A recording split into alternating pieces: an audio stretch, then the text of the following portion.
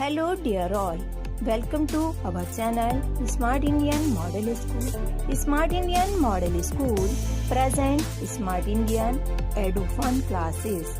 EduFun online classes includes course studies of playgroup to class 12, emotional and communication skills, happiness classes and DIY activities.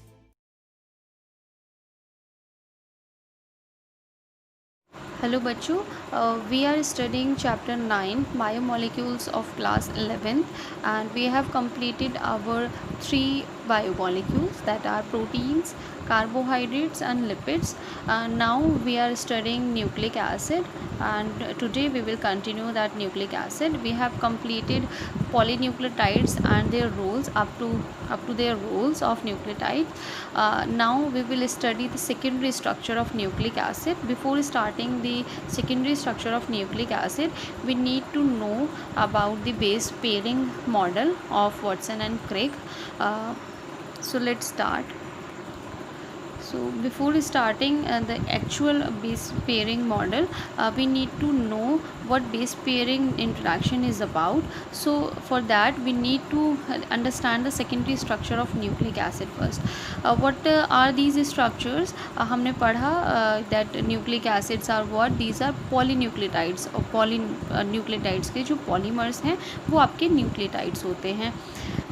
Further foldings of a single nucleic acid polymer or between two polymers through base pairing interactions resulting in secondary structure of nucleic acid. आपका secondary structure of nucleic acid कैसे बन रहा है? Further folding से. उसी तरह जहाँ जैसे हमने प्रोटीन्स में देखा था, प्रोटीन्स में आपका फर्दर फोल्डिंग्स हो रही थी और जो आपका बेसिक बॉन्ड से जो आपका पॉलीमर बन रहा था, प्रोटीन बन रहा था, उसके अलावा आपके दूसरे बॉन्ड्स इन्वॉल्व हो रहे थे उस स्ट्रक्चर के फॉर्मेशन में. डिफरेंट बॉन्ड्स इन्वॉल्व हुए थे, सेकेंडरी में अलग, टर्शियरी में अलग, क्वाटरनरी में अलग. तो क्या है, उनकी वजह से क्या हो रहा था, एक दूसरा एक्वायर कर रहा था, दूसरा स्ट्रक्चर एक्वायर कर रहा था प्रोटीन्स.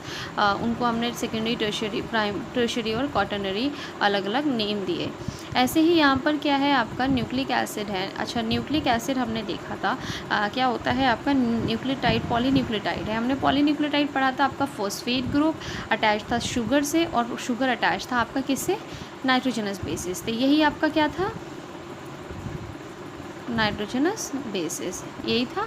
ठीक है, इसी तरह से अटैच थे. अब जब पॉलीमराइजेशन हो रहा था तो ये जो फॉस्फेट है दूसरे फॉस्फेट से जुड़ा था, न्यूक्लियोटाइड दूसरे न्यूक्लियोटाइड के फॉस्फेट से जुड़ा था. फिर ये दूसरे से, इसी तरह से क्या था आपका क्या बन रहा था, आपका पॉलीन्यूक्लियोटाइड. इसका मतलब क्या है, जो फॉस्फेट है वो अटैच हो रहे थे एक दूसरे से अटैच करके आपके न्यूक्लियोटाइड्स को क्या कर रहे थे, एक दूसरे से बॉन्डेड कर रहे थे. अब यहाँ पर आप देखिए नाइट्रोजनस बेसिस जो है वो फ्री थे.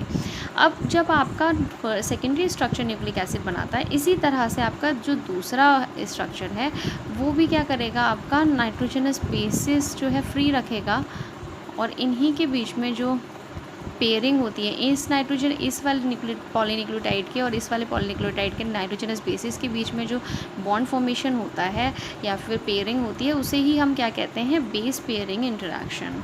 ये base pairing interaction basically hydrogen bonding से होता है और इसी के बारे में हम बेस पेयरिंग में पढ़ेंगे.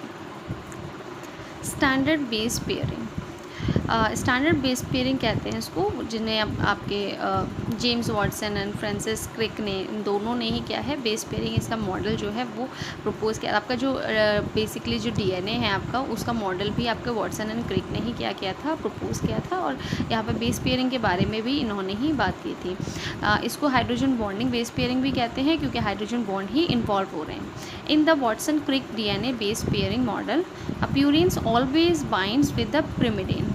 आपके इस मॉडल के अकॉर्डिंग आपके जो प्यूरिन्स हैं एडेनाइन और ग्वानिन हमेशा ही प्रिमिडिन से ही बॉन्डेड होंगे, बाइंड करेंगे. प्रिमिडिन आपके कौन से थे, cytosine, thymine and uracil. However each purine binds to one particular type of pyrimidine. ऐसा नहीं है आपके एडेनाइन ग्वानिन किसी भी प्रिमिडिन से क्या है, बाइंड हो जाएंगे. यहाँ पर भी क्या है, आपका स्पेसिफिकेशन है, एक स्पेसिफिक प्यूरिन स्पेसिफिक प्रिमिडिन से ही बाइंड करेगा. DNA में आप क्या होता है, आपका adenine binds to thymine and guanine binds to cytosine. ये हमेशा याद रखेंगे आप। स्टैंडर्ड बेस पेयरिंग क्या होती है, एडेनाइन हमेशा थाइमिन के साथ बाइंड करेगा और ग्वानिन साइटोसिन के साथ। RNA में आपका थाइमिन नहीं होता है, उसकी जगह यूरेसिल होता है, इसीलिए एडेनाइन जो है वो यूरेसिल के साथ बाइंड करेगा और ग्वानिन आपके साइटोसिन के साथ।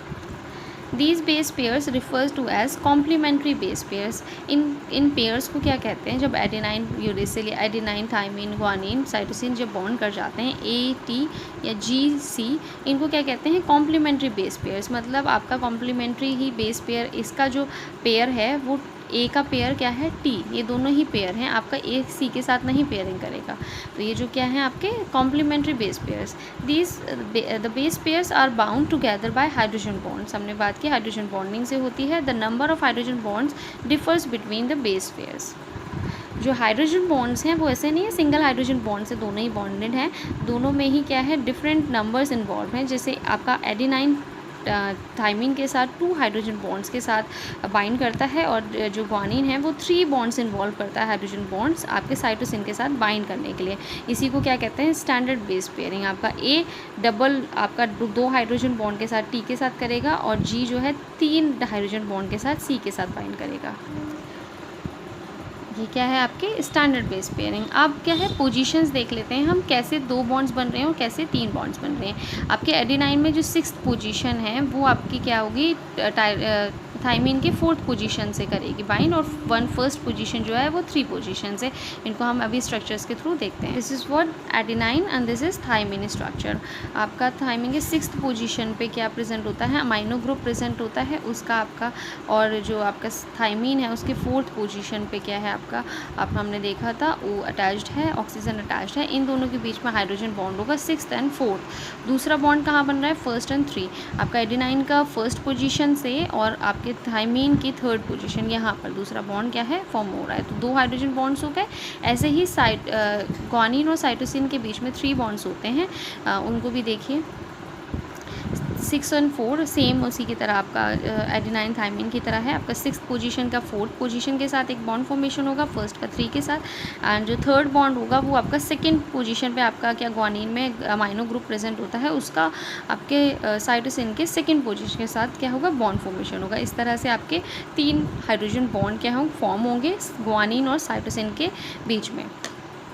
आप इस तरह से भी इनको रिप्रेजेंट कर सकते हैं, एडेनाइन और tyrosine, adenine and thymine, guanine and cytosine. अब जब RNA की बात करेंगे तो यहाँ पर क्या होगा, यूरेसिल होगा, क्योंकि RNA में आपके थाइमिन प्रेजेंट नहीं होता है। तो आपको क्या याद रखना है, स्टैंडर्ड बेस पेयरिंग जो एडेनाइन है वो 2 हाइड्रोजन बॉन्ड के साथ थाइमिन के साथ बाइंड करता है और ग्वानिन जो है 3 बॉन्ड के साथ साइटोसिन के साथ बॉन्ड करता है। This is standard base pairing. यदि आपको हमारा वीडियो अच्छा लगा हो तो आगे की वीडियो की नोटिफिकेशन प्राप्त करने के लिए कृपया बेल बटन दबाएं और चैनल सब्सक्राइब करना ना भूलें।